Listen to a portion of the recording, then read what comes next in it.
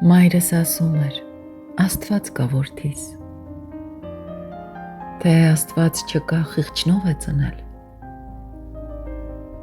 Այն, որ ոչ մեկի սիրտը չես խոցում, հենց այն է Աստված, որ մեղք չես գործում։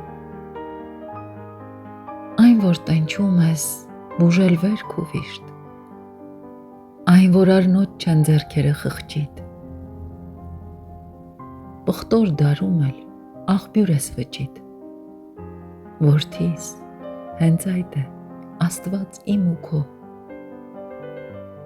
Աստված մեր խիղճն է,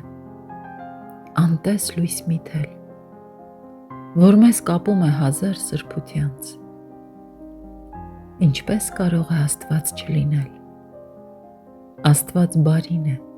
չարն է անաստված։